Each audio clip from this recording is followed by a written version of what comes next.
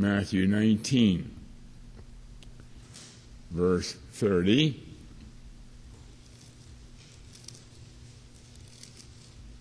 And there we read, "But many that are first shall be last, and the last shall be first." The first are those who are in the churches. They have some knowledge. They know about Christ, and most of them are going to be last. They're going to be left out and going right into the day of judgment. And the last includes all those who don't know their right hand from their left, or that's where they would be found. They don't know the Bible. They don't know very much about it at all. But they've heard that God is coming on May 21, 2011. And this world's going to be destroyed for our wickedness. And they're hearing this verses from the Bible that show this, and with that little tiny bit of knowledge, are they fulfilling everything that the Bible requires to be candidates for salvation? The answer is yes. They are humans. They've heard enough of the word. Faith cometh by hearing, and hearing by the word of God. And God already had made complete preparation for their salvation before He ever created the world. Everything is in place. And yet, they are those who don't know the right hand from the left. And this is a pretty interesting number, 120,000, the complete fullness of all that God plans to save. But now we have one more question, and that is, and also much cattle. And also much cattle. Did God come to save sheep and oxen and goats? Yes.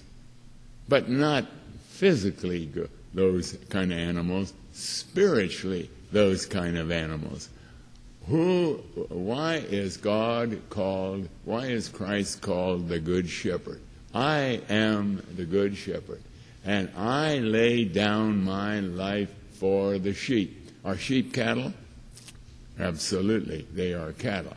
They are cattle.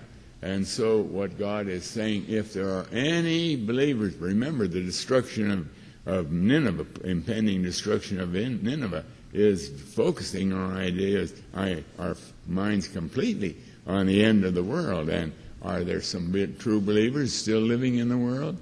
Yes. Yes, they are the cattle. They are the cattle that will also that is, any true believers, they are the sheep from the sheepfold. If you go to John 10, for example, there it talks at length about I am the Good Shepherd, and talks about the sheep that hear His voice, and so on. That's the cattle. Now, incidentally, I didn't emphasize this when we came to this earlier, but in Jonah chapter 3, there's a very significant reference that we have to talk about for a couple of minutes. And that is in verse 6 and 7.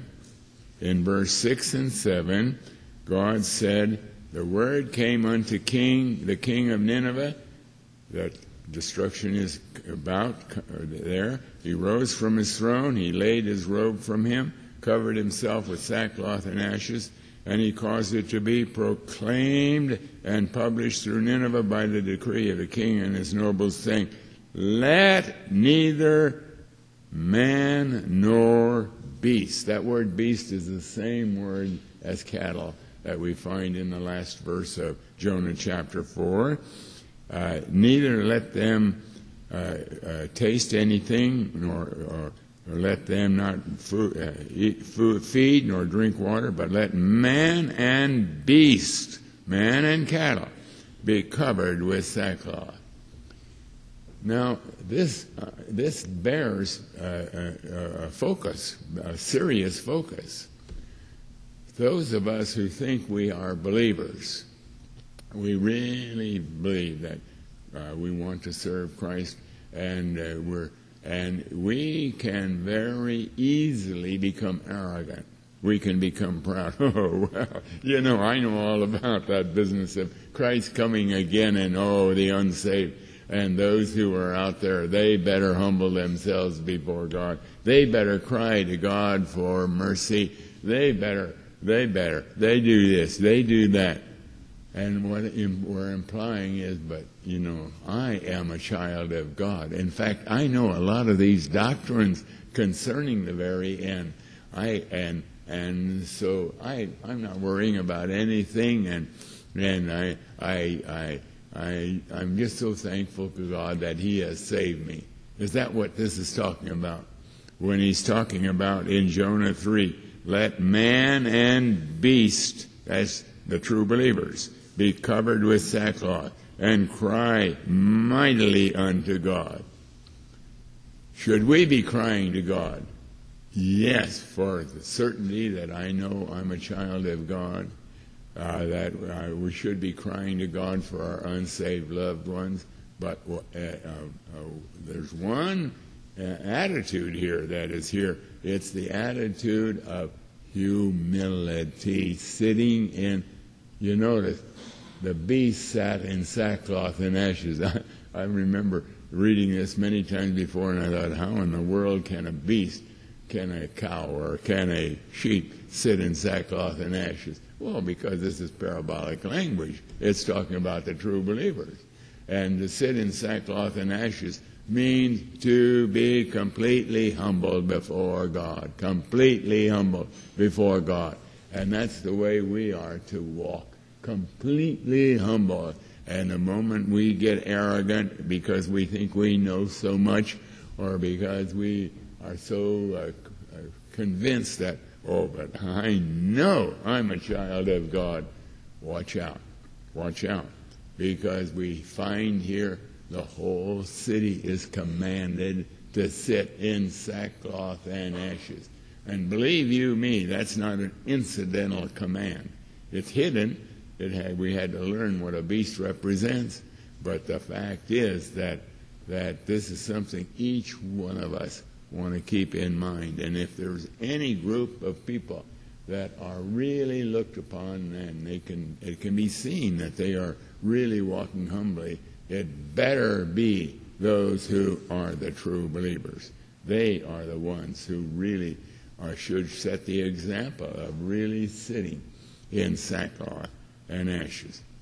Well, there we have the book of Jonah. We're not going to go back into this except by reference as we're looking at other things. Now, in these days, there's a lot of discussion. I don't know where it came from. I think we got into that on the open forum about Solomon. Was Solomon really a child of God? Now, why is this important? Well, we may think it's not important, but it is. And so next week, instead of going right into the book of Nahum, we're going to first look at Solomon.